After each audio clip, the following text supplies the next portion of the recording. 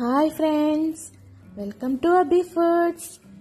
ఈరోజు మనం capsicum fry తయారు చేసుకొని చూద్దాము. ఇది చాలా టేస్టీగా ఉంటుందండి. చాలామందికి క్యాప్సికమ్ అసలు ఇష్టం ఉండదు కదా, కానీ ఇలా తయారు చేసుకుంటే ఇంట్లో అందరూ ఇష్టపడతారు. క్యాప్సికమ్ ఫ్లేవర్ కానీ టేస్ట్ కానీ దీంట్లో అసలు మనకి తగలదు. అంత టేస్టీగా తయారు చేసుకున్నామా మనం. ముందుగా మనం కర్రీలోకి పొడి తయారు చేసుకుందాం. దానికోసం ఒక కొబ్బరి చిప్పలోని సగం పొడి చేసుకుందాము, గ్రైండ్ చేసుకుందాము. ఒక స్పూన్ నువ్వులు, గ్రైండ్ చేసుకున్న కొబ్బరి పొడిలోనే ఇవన్నీ వేసుకుందాము. పుట్నాలు, జీలకర్ర, టేస్ట్కు తగినంత ఉప్పు,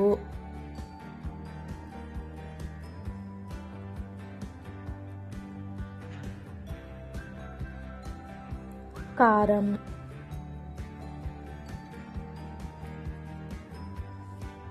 ఇవన్నీ మనం పొడి చేసి పెట్టుకుందాం. ఇలా పొడి రెడీ అయిన తర్వాత దీంట్లో ఒక 7-8 వెల్లుల్లిపాయ రెబ్బలు వేసుకొని గ్రైండ్ చేసుకుందాము. దీన్నంతా మెత్తగా పొడి చేసుకున్న తర్వాత దీన్ని తీసి గిన్నెలో దీన్ని మనం 2-3 డేస్ స్టోర్ చేసుకోవచ్చు. అంతకన్నా ఎక్కువ నిల్వ ఉండదు.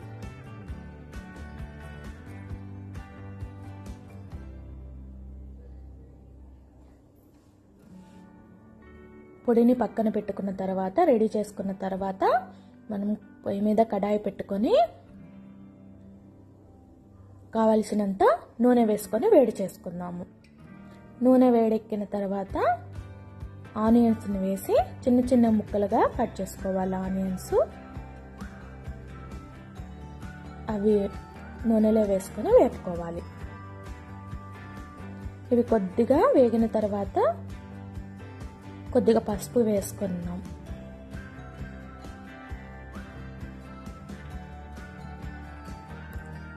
ఆనియన్స్ బ్రౌన్ కలర్ వచ్చే వరకు వేపుకున్నాము.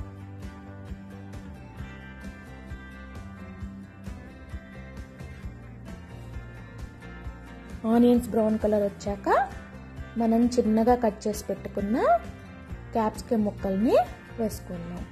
నేను 1/2 కేజీ క్యాప్సికమ్ని తీసుకొని దాని లోపల ఉన్న గింజల్ని, పైన తొడిమిని తీసేసి కట్ చేసుకున్నాను.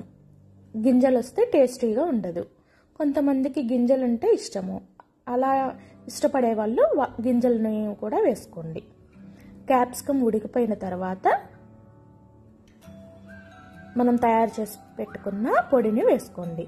మనం ముందుగానే ఆయిల్ కొద్దిగా ఎక్కువ వేసుకున్నాం కదండి. ఇప్పుడు ఈ ఆయిల్ అంతా పీల్ చేసుకుంటుంది ఈ పొడి.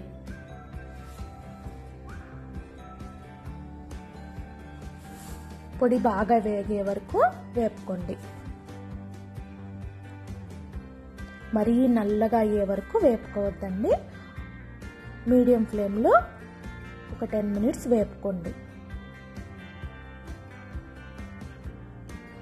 పొడి వేగకపోతే టేస్టీ రాదు.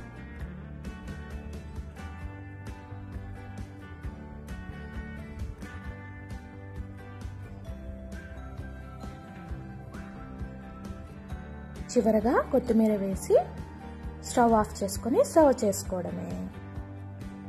ఎంతో ఈజీ కదండి.